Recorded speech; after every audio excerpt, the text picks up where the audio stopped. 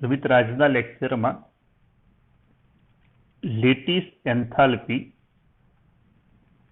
અથવા lattice enthalpy પણ લખાય અથવા લેટાઇસ સર્જન એન્થાલ્પી આ પણ લખી શકાય. લેટાઇસ સર્જન એન્થાલ્પીની વ્યાખ્યા રીતે આપી શકાય: એક મોલ ઘન સંયોજનને સંપૂર્ણપણે તેના વાયુમય ઘટકીય આયનોમાં ફેરવવા માટે જરૂરી ઉર્જા જે રે એ જરૂરી ઉર્જા એને કહેવાય લેટિસ એન્થાલ્પી કહેવાય. દાખલા તરીકે આપણે NaCl, તો એક મોલ NaCl પેલા કઈ અવસ્થામાં હોય? ઘન અવસ્થામાં. એને આપણે અતિશય ઊંચા તાપમાને ગરમ કરીએ તો પેલા પ્રવાહીમાં રૂપાંતર થાય. હજી ઊંચા તાપમાને ગરમ કરીએ તો આ રીતે વાયુમાં રૂપાંતર થાય. પછી એની અંદરથી આ રીતે ઘટક રૂપ વાયુરૂપ આયનો Na+ અને Cl- આયનો છૂટા પડે. આ દરમિયાન જે ઉર્જા આપવી પડે એને કહેવાય લેટિસ એન્થાલ્પી અથવા લેટાઇસ સર્જન એન્થાલ્પી કહેવાય. તો એક મોલ ઘન સંયોજનને સંપૂર્ણપણે તેના વાયુરૂપ ઘટકીય આયનોમાં ફેરવવા માટે આપવી પડતી જે ઉર્જા જે રે એ ઉર્જા એને લેટાઇસ સર્જન એન્થાલ્પી તરીકે ઓળખવામાં આવે. જો મિત્રો, NaCl ઘન અવસ્થામાંથી પેલા પ્રવાહીમાં રૂપાંતર થાય એ દરમિયાન એને ઉર્જા આપવી પડે. એની અંદરથી વાયુમાં રૂપાંતર થાય એ દરમિયાન ઉર્જા આપવી પડે અને એની અંદરથી આયનો છૂટા પાડવા માટે એને ઉર્જા આપવી પડે. આ દરમિયાન ટોટલ ઉર્જા જે રે એને કહેવાય NaCl ની સર્જન એન્થાલ્પી, જેનું મૂલ્ય 788 કિલો જૂલ પ્રતિ મોલ જેટલું છે. ખાસ હવે સમજાવવામાં ધ્યાન આપજો. આ ઉર્જાનું મૂલ્ય જેટલું વધારે હોય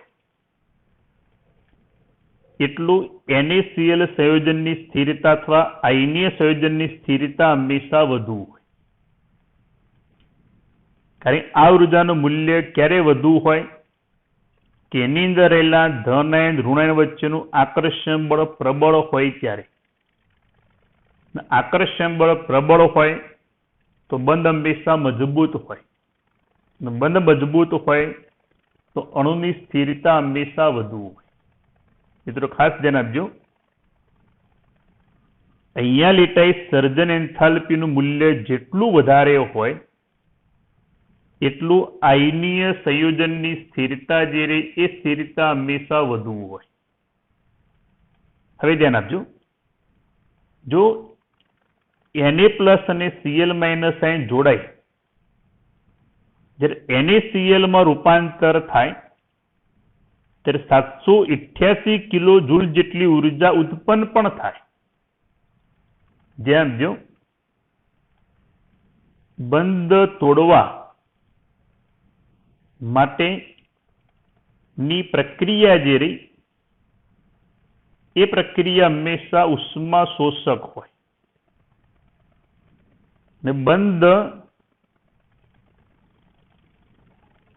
નિર્માણ માટેની પ્રક્રિયા જે રહી એ પ્રક્રિયા હંમેશા ઉષ્મા ક્ષેપક હોય. ધારો કે ઉદાહરણ જોઈએ આપણે.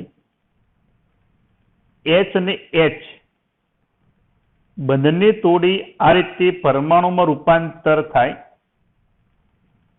ત્યારે જેટલી ઉર્જા આપવી પડે એટલી જ ઉર્જા બે H પરમાણુ જોડાઈને જ્યારે H2 અણુમાં રૂપાંતર થાય ત્યારે એટલી જ ઉર્જા હંમેશા ઉત્પન્ન થાય. તો ધ્યાન આપજો, H2 અણુમાં 2H પરમાણુના બંધને તોડી 2H પરમાણુમાં આ રીતે રૂપાંતર થાય. આ પ્રક્રિયા હંમેશા ઉષ્મા શોષક હોય. પણ એ જ બે પરમાણુ જ્યારે જોડાઈને અણુમાં રૂપાંતર થાય ત્યારે પ્રક્રિયા ઉષ્માક્ષેપક હોય. ધારો કે અહીંયા ડેલ્ટા H નું મૂલ્ય +x હોય તો અહીંયા ડેલ્ટા H નું મૂલ્ય -x. ટૂંકમાં બંધ તોડવા માટે બંધ નિર્માણની પ્રક્રિયા દરમિયાન જે ઉર્જા ઉત્પન્ન થાય બંનેના મૂલ્યો હંમેશા સમાન. પણ અહીંયા બંધ તોડવા માટેની પ્રક્રિયા હંમેશા ઉષ્મા શોષક હોય, તો બંધ નિર્માણની પ્રક્રિયા હંમેશા ઉષ્માક્ષેપક હોય. એટલે 1 મોલ ઘન NaCl માંથી વાયરુપ ઘટક આયનો છૂટા પડ્યા એ દરમિયાન 788 કિલો જૂલ જેટલી ઉર્જા ઉત્પન્ન થઈ. પણ એ જ Na+ અને Cl- 1 મોલ ઘન NaCl માં રૂપાંતર થાય ત્યારે આટલી જ ઉર્જા હંમેશા ઉત્પન્ન થાય. પણ આ દિશામાંની પ્રક્રિયા હંમેશા ઉષ્મા શોષક હોય, તો આ દિશામાંની પ્રક્રિયા હંમેશા ઉષ્માક્ષેપક હોય. 1 મોલ NaCl માંથી વાયરુપ ઘટકોમાં રૂપાંતર કરવા માટે 788 કિલો જૂલ જેટલી ઉર્જાની જરૂર પડી. એટલે આટલી ઉર્જા અંદર વપરાઈ. પણ 1 મોલ Na+ અને Cl- જ્યારે 1 મોલ ઘન NaCl માં રૂપાંતર થાય ત્યારે મિત્રો આટલી જ ઉર્જા હંમેશા ઉત્પન્ન થાય. એટલે ધારો કે એક AB અણુ છે, ડેલ્ટા FH ફોર્મેશન એન્થાલ્પી સર્જન એન્થાલ્પી ધારો કે આપણે -500 કિલો જૂલ પ્રતિ મોલ લઈએ. એક ઉદાહરણ સમજાવું છું. અને એક CD અણુ જેની ડેલ્ટા SH એટલે ફોર્મેશન એન્થાલ્પી મતલબ સર્જન એન્થાલ્પી -800 કિલો જૂલ પ્રતિ મોલ. તો ખાસ ધ્યાન આપજો, AB અને CD અણુમાંથી કયો અણુ વધારે સ્થાયી હશે? તો જેની સર્જન એન્થાલ્પી વધુ હોય એ અણુની સાપેક્ષ સ્થિરતા હંમેશા વધુ હોય. AB સંયોજનના નિર્માણ માટે સર્જન એન્થાલ્પીનું મૂલ્ય -500 કિલો જૂલ પ્રતિ મોલ છે. જ્યારે CD અણુના નિર્માણ માટે સર્જન એન્થાલ્પીનું મૂલ્ય -800 કિલો જૂલ પ્રતિ મોલ છે. એટલે આ અણુના નિર્માણ દરમિયાન આટલી ઉર્જા ઉત્પન્ન થઈ, જ્યારે આ અણુના નિર્માણ દરમિયાન આટલી ઉર્જા ઉત્પન્ન થઈ. તો જેની સર્જન એન્થાલ્પી વધુ હશે મિત્રો એ અણુની સ્થાયિત્વ સ્થિરતા હંમેશા વધુ હશે. એટલે ખાસ યાદ રાખજો, જે આયનીય સંયોજનની સર્જન એન્થાલ્પીનું મૂલ્ય જેટલું વધારે હશે, લેટાઈ સર્જન એન્થાલ્પીનું મૂલ્ય જેટલું વધારે હશે તેટલી અણુની સ્થિરતા જે રહી એ સ્થિરતા હંમેશા વધુ હશે. અણુનું જ્યારે નિર્માણ થાય ત્યારે ઉર્જા હંમેશા ઉત્પન્ન થાય. ઉર્જા ઉત્પન્ન થાય અણુના નિર્માણ દરમિયાન તો એ અણુની ઉર્જા હંમેશા ઘટે. આપણે જાણીએ છીએ ઉર્જા ઓછી હોય તો સ્થિરતા જે રહી એ સ્થિરતા હંમેશા વધુ હોય. મિત્રો આની અંદર આટલું યાદ રાખજો, મેં જે સર્જન એન્થાલ્પી ચલાવી એમાં કે તમને બે અણુ જે આપેલા હોય એ બે અણુમાંથી કોની સાપેક્ષ સ્થિરતા વધુ હશે? તો જેની સર્જન એન્થાલ્પી વધુ હશે એ અણુની સ્થિરતા જે રહી એ સ્થિરતા હંમેશા વધુ હશે. મિત્રો હું NaCl સ્ફટિક જે NaCl સ્ફટિક કેવી રીતના અવકાશમાં એમાં ધન અને ઋણ ગોઠવાયેલા હોય હું આકૃતિ દોરું. તમે એમાં ખાસ ધ્યાન આપજો, એ પ્રમાણે તમારે દોરવાની છે.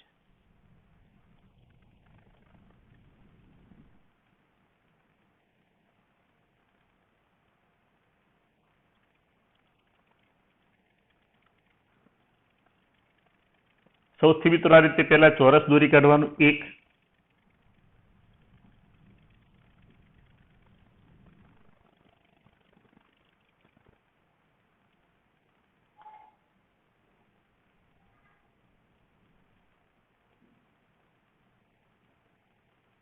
આ રીતે બીજું ચોરસ દોરી કાઢવાનું. પછી બંને ચોરસને આ રીતે આપણે જોડી દઈએ. ધ્યાન આપજો, NaCl ની આકૃતિ કેવી રીતના તમારે દોરવાની છે. ક્લિયર મિત્રો? પછી આ જે ચોરસ દર્શાવ્યું એટલે અહીંથી આ રીતે બે ભાગ કરી દો.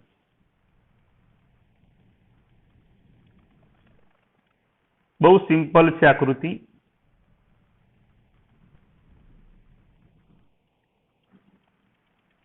ફાવશે મિત્રો? અહીંયા આડી લીટી, અહીંયા ઊભી લીટી, આડી લીટી અને ઊભી લીટી. ક્લિયર? હવે આ બંનેની વચ્ચે આ રીતે આપણે આડી લીટી દોરીએ. આ બંનેની વચ્ચે આ રીતે સીધી ઊભી રેખા આવશે. પછી આ રેખાથી અહીંયા નીચે, પછી આ બંનેને આપણે જોડી દઈએ. જો આ બે બ્લેક રેખા વચ્ચે લાલ ઊભી રેખા દેખાય, તો અહીંયા પણ આપણે આ રીતે ઊભી રેખા દોરી કાઢી. ક્લિયર મિત્રો? ધ્યાન આપજો. આ બે બ્લેક રેખાની વચ્ચે પછી અહીંથી અહીંયા સુધી આપણે રેખા, અહીંયા સુધી રેખા ને આપણે આ રીતે જોડી દઈએ. પછી અહીંયા સીધી રેખા પ્રમાણે દર્શાવવાની. છેલ્લે અહીંયા આડી રેખા, આડી રેખા, તો અહીંયા પણ આ રીતે આડી રેખા આપણે દર્શાવી. ક્લિયર મિત્રો? હવે ધ્યાન આપજો. હું અહીંયા બ્લેક પેનથી આ દર્શાવ્યું Na+ માટે.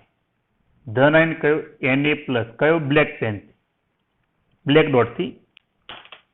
એની આજુબાજુ હું આ રેડ દર્શાવું રાઉન્ડ Cl- સાઇન માટે.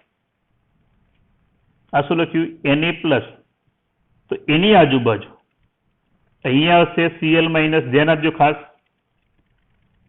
અહીંયા આવશે Cl-, અહીંયા આવશે Cl-, આ Cl-, Cl-, નહીં આવશે Cl-. આ Na+ ની આસપાસ કેટલા Cl- સાઇન થયા એને સીધી જોડતા હોય રેખામાં 1, 2, 3, 4, 5 અને 6. હવે ધ્યાન આપજો. અહીંયા તમે જે Cl- સાઇન દર્શાવ્યું, અહીંયા આવશે Na+, સીધી રેખામાં. અહીંયા આવશે Na+, સીધી રેખામાં. અહીંયા Na+, નીચે અહીંયા Na+. આ ભાગ પતી ગયો. અહીંયા જાઓ, આ Cl- તેની સીધી રેખામાં Na+, અહીંયા આપણે દોરી કાઢ્યું. અહીંયા આવશે Na+. આ ભાગ પતી ગયો. તો આ સાઈડ આવી ગયો. આ Cl-, Na+, અને Na+. નીચેના ભાગમાં Cl-, Na+ અને Na+. પતી ગયા. હવે ધ્યાન આપજો. અહીંયા Na+, જેટલા જગ્યા બાકી હોય એટલે Cl-. અહીંયા આવશે Cl-. ધ્યાન આપજો. અહીંયા હશે Cl માઇનસ, અહીંયા હશે Cl માઇનસ, અહીંયા હશે Cl minus, Cl minus, Cl minus અને Cl માઇનસ. ક્લિયર મિત્રો?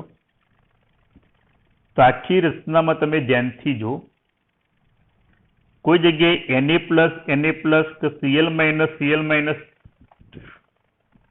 પાસે ગોઠવાયેલા હશે ને. Na પ્લસ હોય તો એની આસપાસ હંમેશા Cl માઇનસ સાઇન હશે, ને Cl માઇનસ હોય તો એની આસપાસ હંમેશા Na પ્લસ સાઇન ગોઠવાયેલા હશે. Cl માઇનસ અને Cl માઇનસ સાઇન વચ્ચે હંમેશા Na પ્લસ ગોઠવાયેલું હશે. Na પ્લસ અને Na પ્લસ એની વચ્ચે આ રીતે Cl માઇનસ સાઇન ગોઠવાયેલું હશે. આથી એક NaCl સ્ફટિકની રચના. ખાસ દોરવામાં ધ્યાન આપજો, મેં કહ્યું એ પ્રમાણે શાંતિથી. સૌથી પહેલા Na પ્લસ અહીંયા લેવાનું, એની આસપાસ 1 2 3 4 5 અને 6 Cl માઇનસ સાઇન લખવાના. પછી Cl માઇનસ હોય તો એની આસપાસ Na પ્લસ આપણે દર્શાવી દઈએ દરેક ભાગમાં 1 2 3 4 5 અને 6 ભાગમાં. પછી આપણે Cl માઇનસ સાઇન દર્શાવવાના. ટૂંકમાં આકૃતિ દોરવામાં ધ્યાન એ આપવાનું કે કોઈ જગ્યાએ Na પ્લસ કે Cl માઇનસ સાઇન પાસે હોવા જોઈએ નહીં.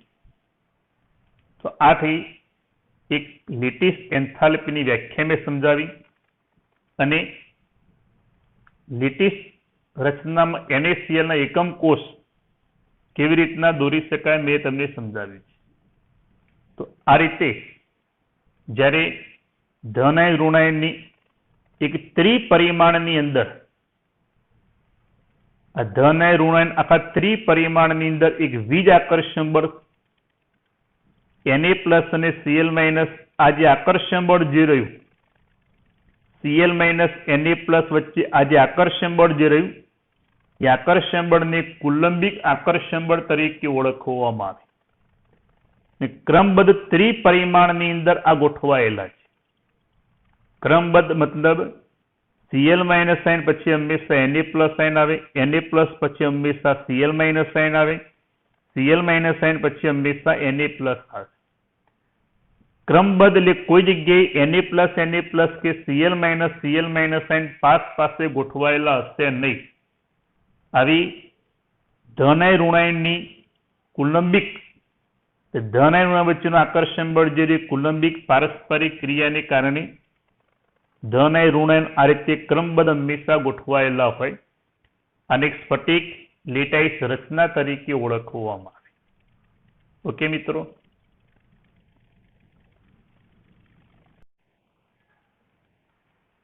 ધ્યાન આપજો મિત્રો. આયનીય અથવા વિદ્યુત સંયોજક બંધ ખાસ મહત્વનો છે. આયનીય સંયોજનો નીચેની બાબત ઉપર આધાર રાખે છે. પહેલું, અનુવર્તિત તટસ્થ પરમાણુઓમાંથી ધન આયન અથવા ઋણાયન બનવાની સરળતા ઉપર. મતલબ આયનીય બંધ ક્યારે બને તો આપણે જાણીએ છીએ, ધન આયન અને ઋણાયન વચ્ચેના આકર્ષણથી હંમેશા આયનીય સંયોજન બને. જો ધન ઋણાયન સરળતાથી બને તો આયનીય સંયોજન હંમેશા સરળતાથી બને. એટલે અનુવર્તી તટસ્થ પરમાણુમાંથી આ ધન આયન અથવા અરુણાયન બનવાની સરળતા ઉપર હંમેશા આધાર રાખે. બીજું, ઘનમાં ધન આયન અને ઋણાયનની ગોઠવણી ઉપર, એટલે કે સ્ફટિક સંયોજનની લેટાઈસ રચના ઉપર. મેં તમને આગળ એક એકમ કોષ સમજાવ્યો, કયો તો NaCl નો એકમ કોષ સમજાવ્યો. એમાં ધન આયનની આસપાસ હંમેશા ઋણાયન ગોઠવાયેલા હતા, ઋણાયનની આસપાસ હંમેશા ધન આયન ગોઠવાયેલા હતા. આખી જે રચના સમજાવી મેં કઈ રચના કીધી હતી? લેટાઈસ રચના કહેવાય. એ સ્ફટિકમય એટલે NaCl સ્ફટિકમય સંયોજનની લેટાઈસ રચના મેં તમને સમજાવી. એમાં ધન આયન અને ઋણ આયન એ ક્રમબદ્ધ નિયમિતપણે હંમેશા ગોઠવાયેલા હતા. કોઈ જગ્યાએ Na+ કે Cl- સાઇન પાસે ગોઠવાયેલા નહોતા. Na+, પછી Cl- સાઇન આવે, પછી Na+ સાઇન આવે, પછી Cl- સાઇન આવે, પછી Na+, આ બસ Cl- સાઇન આવે. તો એ ઘનમાં ધન આયન અને ઋણ આયનની ગોઠવણી ઉપર હંમેશા આધાર રાખે. ધ્યાન આપજો. હવે ધન આયનની રચનામાં તટસ્થ પરમાણુમાંથી ઇલેક્ટ્રોન દૂર થાય છે. જેમ કે આપણે કોઈ પણ ધન આયન હોય, એક ધારી લઈએ મેટલ, M4 મેટલ એ વાયુ અવસ્થામાં છે, એમાંથી ઇલેક્ટ્રોન ગુમાવીને ધન આયનમાં રૂપાંતર થયા. ધન આયનની રચનામાં તટસ્થ પરમાણુમાંથી ઇલેક્ટ્રોન દૂર થાય છે, જ્યારે ઋણ આયનની રચનામાં તટસ્થ પરમાણુમાં ઇલેક્ટ્રોન જે રહ્યા એ ઇલેક્ટ્રોન દાખલ થાય છે. જેમ કે આપણે X કોઈ એક તત્વ છે, ઇલેક્ટ્રોન મેળવી X- સાઇનમાં રૂપાંતર પામે. ધ્યાન આપજો મિત્રો. ત્રીજા ચેપ્ટરમાં ભણી ગયા વાયુ તટસ્થ પરમાણુમાંથી ઇલેક્ટ્રોન દૂર કરી ધન આયન બનાવવા માટે આપવી પડતી ઉર્જા જે રહી એ ઉર્જા કઈ કહેવાય? આયનીકરણ એન્થાલ્પી કહેવાય. જેની સંજ્ઞા શું? તો ΔIH. I મતલબ આયોનાઇઝેશન એનર્જી. આયોનાઇઝેશન એનર્જી મતલબ થાય આયનીકરણ એન્થાલ્પી. વાયુ તટસ્થ પરમાણુમાંથી ઇલેક્ટ્રોન દૂર કરી ધન આયન બનાવવા માટે આપવી પડતી ઉર્જા જેને કઈ કહેવાય? આયનીકરણ એન્થાલ્પી કહેવાય, આયનીકરણ ઉર્જા કહેવાય. સંજ્ઞા લખા ΔIH. મિત્રો, આ પ્રક્રિયા જે રે એ હંમેશા ઉષ્મા શોષક હોય છે. કોઈ પણ વાયુ તટસ્થ પરમાણુમાંથી ઇલેક્ટ્રોન દૂર કરવા માટે એને હંમેશા ઉર્જા આપવી પડે, માટે પ્રક્રિયા હંમેશા ઉષ્મા શોષક હોય છે. વાયુ તટસ્થ પરમાણુમાં ઇલેક્ટ્રોન દાખલ થઈ ઋણ આયન બને ત્યારે એને ઇલેક્ટ્રોન પ્રાપ્તિ એન્થાલ્પી કહેવાય. સંજ્ઞા થાય ΔEGH. EG મતલબ થાય ઇલેક્ટ્રોન ગેઇન એન્થાલ્પી કહેવાય, ઇલેક્ટ્રોન પ્રાપ્તિ એન્થાલ્પી કહેવાય. પછી ધન આયન ઋણ આયન એકબીજા સાથે જોડાઈ આ રીતે આયનીય સંયોજનમાં રૂપાંતર થાય. ખાસ ધ્યાન આપજો મિત્રો. હવે ΔEGH એ શું કહેવાય? ઇલેક્ટ્રોન પ્રાપ્તિ એન્થાલ્પી એટલે વાયુમય કલામાં અથવા વાયુરૂપ અવસ્થામાં પરમાણુમાં તેની ધરાવસ્થામાં ઇલેક્ટ્રોન મેળવે છે તે એન્થાલ્પી ફેરફાર છે. આ પ્રક્રિયા ઉષ્માક્ષેપક અથવા ઉષ્મા શોષક હોઈ શકે છે. ધ્યાન આપજો. ઉષ્માક્ષેપક ક્યારે અને ઉષ્મા શોષક ક્યારે હોય? તો જે પરમાણુને અષ્ટક પૂર્ણ કરવા માટે એકાદ બે ઇલેક્ટ્રોન ખૂટતા હોય, ધારો કે Cl- રચના શું થાય? 2, 8, 7 થાય. તો આને અષ્ટક પૂર્ણ કરવા માટે ઇલેક્ટ્રોન ખૂટે છે, એક જ ઇલેક્ટ્રોન ખૂટે છે. તો એવા સમયે પરમાણુ ઇલેક્ટ્રોન સ્વીકારી જ્યારે ઋણ આયનમાં રૂપાંતર થાય તો એ ઇલેક્ટ્રોન પ્રાપ્તિ એન્થાલ્પી હંમેશા ઉષ્માક્ષેપક હોય.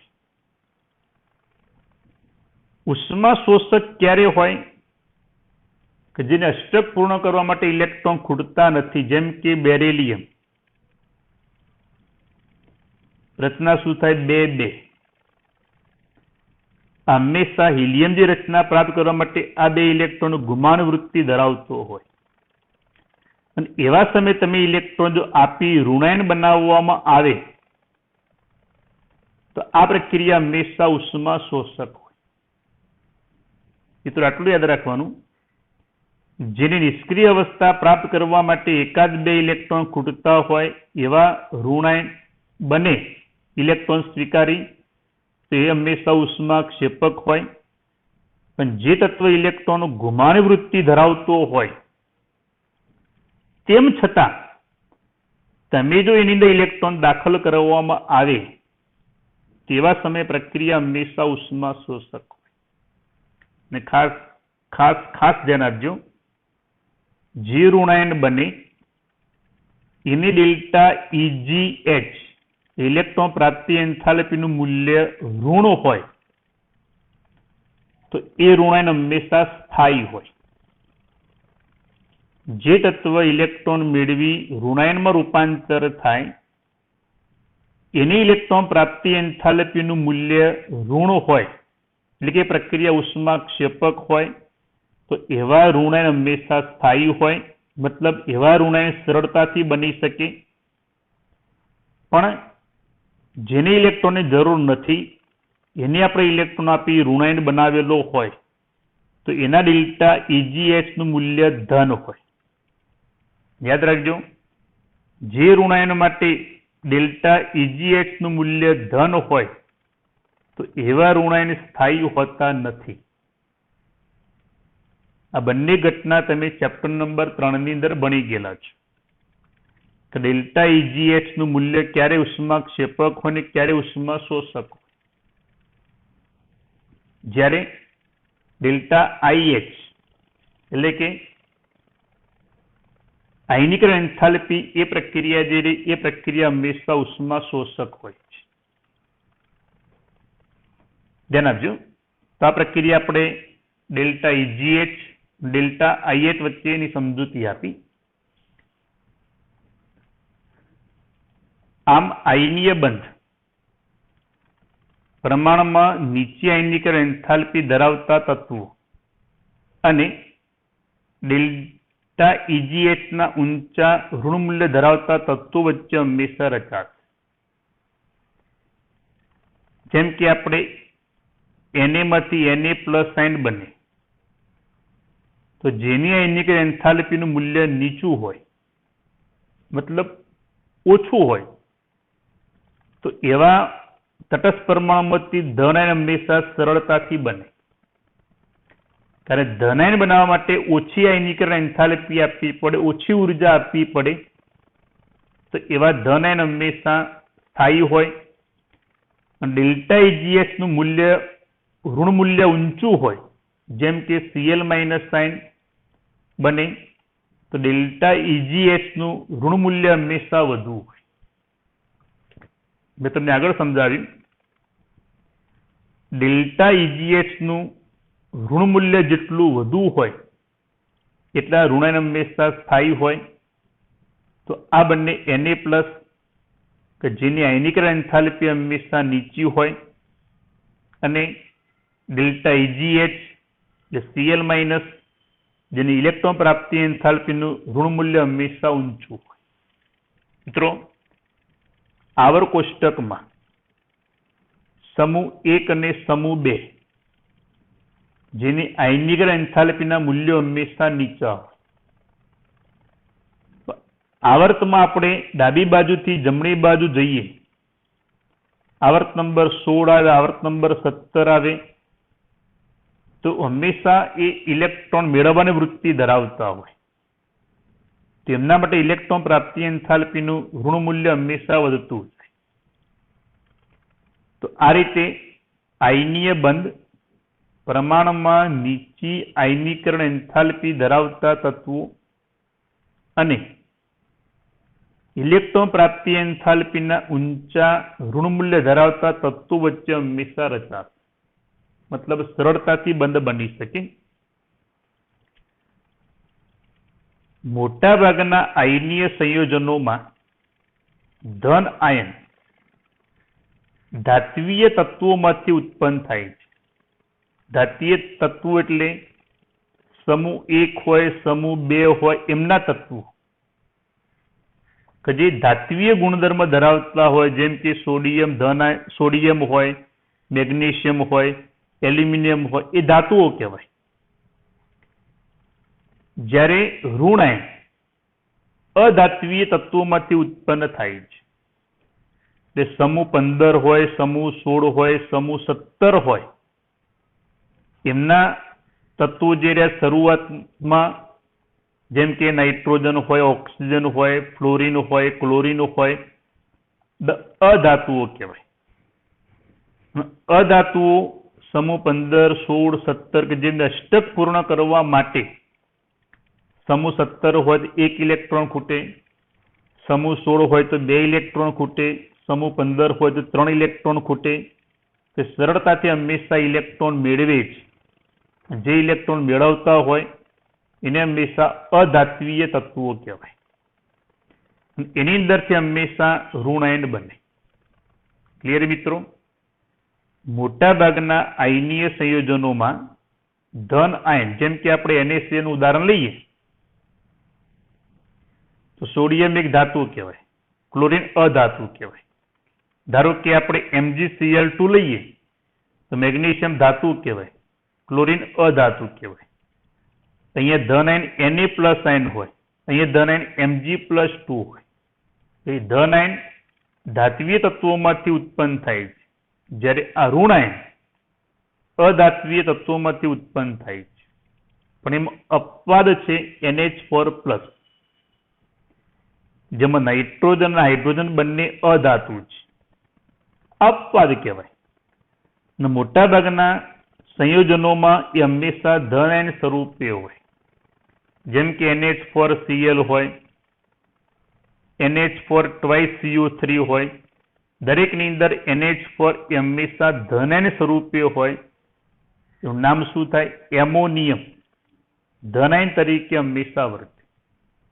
ધ્યાન આપજો, આયનીય સંયોજનો સ્ફટિકમય અવસ્થામાં હોય છે, જે ધન આયન અને ઋણ આયનની કુલંબીય પારસ્પરિક ક્રિયા ઉર્જાથી સાથે સાથે જકડાઈને ક્રમબદ્ધ ત્રિપરિમાણીય ગોઠવણી ધરાવે છે. મેં તમને કયું ઉદાહરણ સમજાવ્યું? NaCl નું ઉદાહરણ, કે જેમાં ધન આયન ઋણ આયન વચ્ચેનું આકર્ષણ બળ અને કુલંબિક પારસ્પરિક ક્રિયા જેને ગણી શકાય, એમનાથી જકડાઈને ક્રમબદ્ધ સમજાય ભાઈ. Na+ ની આસપાસ Cl-, Cl- ની આસપાસ Na+, એ ત્રિપરિમાણમાં ગોઠવણી હંમેશા ધરાવે છે. જે આપણે NaCl ની આકૃતિમાં તેને સમજાવી હતી. આ સંયોજનો જુદી જુદી રચનામાં સ્ફટિકીકરણ પામે છે. જે આયનના કદ, તેમની પેકિંગ ગોઠવણી અને અન્ય પરિબળો ઉપર હંમેશા આધારિત છે. એ આપણે પાછળ આવશે. આયનનું કદ કેવું હોય તો એની આસપાસ કેવી રીતના ગોઠવણી થયેલી હોય, ની પેકિંગ ગોઠવણીના પ્રકાર ઘણા બધા આવશે આપણે ધોરણ 12 ની અંદર. અને એની કેટલાક પરિબળો એના ઉપર અસર કરી શકે એ રચના આપણે આવશે ધોરણ 12 ની અંદર. પેકિંગ ગોઠવણી કેવી રીતના થયેલી હોય છે, ધ્યાન આપજો.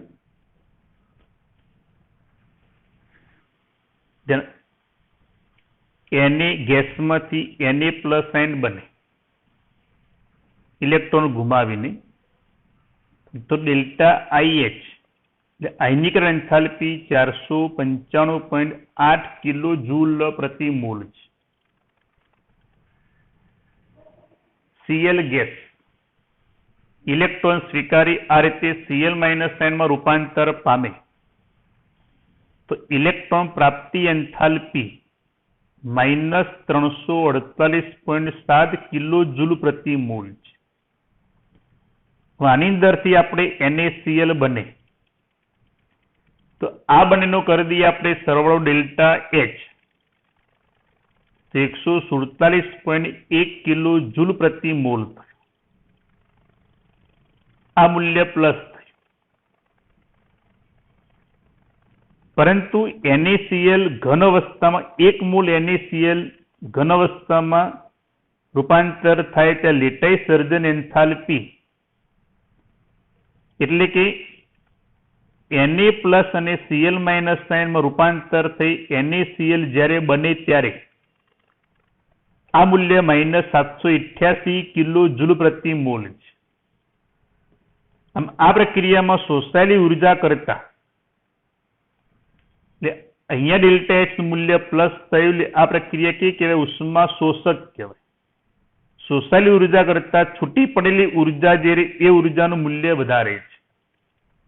કેમ મિત્રો?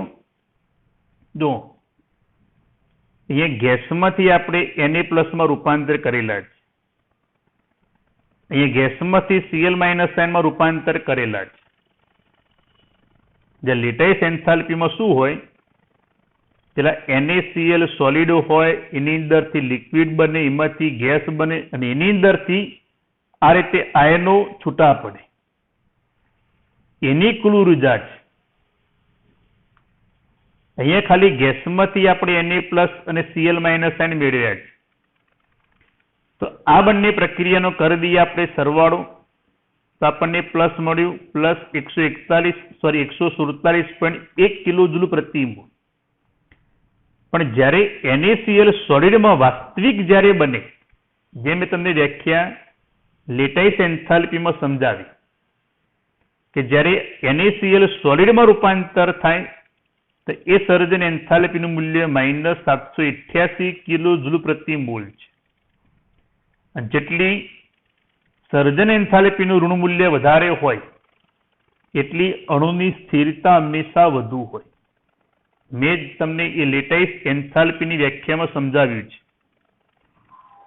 બે અણુ હતા AB અને CD.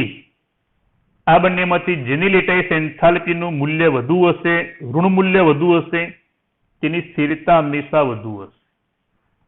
આમ આયનીય સંયોજનની સ્થાયીતાનું ગુણાત્મક માપન તેની લેટાઈસ સર્જન એન્થાલ્પી દ્વારા પૂરું પાડવામાં આવે છે. યાદ રાખજો, જેની લેટાઈસ સર્જન એન્થાલ્પીનું ઋણ મૂલ્ય વધારે હોય, મેં ગયા લેટાઈસ એન્થાલ્પીમાં AB અને CD નું ઉદાહરણ સમજાવ્યું હતું. જેની લેટાઈસ સર્જન એન્થાલ્પીનું મૂલ્ય વધુ હોય તેની સ્થાયીતા હંમેશા વધુ હશે. નહીં કે વાયુમય અવસ્થામાં આયનીય સ્પીસીઝની ફરતે માત્ર અષ્ટકની પ્રાપ્તિ હતી. મતલબ અષ્ટક પ્રાપ્ત કરેલ હંમેશા સ્થાયી હોય, એને આધારે આયનીય સંયોજનનું સ્થાયિત્વ નક્કી થતું નથી.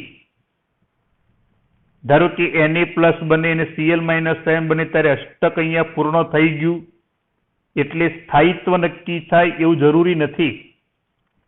અષ્ટક રચનાને આધારે સ્થાયિત્વ નક્કી કરી શકાય નહીં. આયનીય સંયોજનનું સ્થાયિત્વ હંમેશા તેની લેટાઈસ સર્જન એન્થાલ્પીને આધારે નક્કી થાય. ઓકે મિત્રો, તો આ એક આયનીય બંધ અથવા વિદ્યુત સંયોજક બંધ આકૃતિ NaCl ને મેં સમજાવી, તમે એને ધ્યાનથી દોરજો.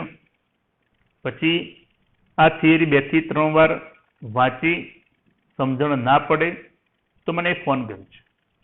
ઓકે મિત્રો.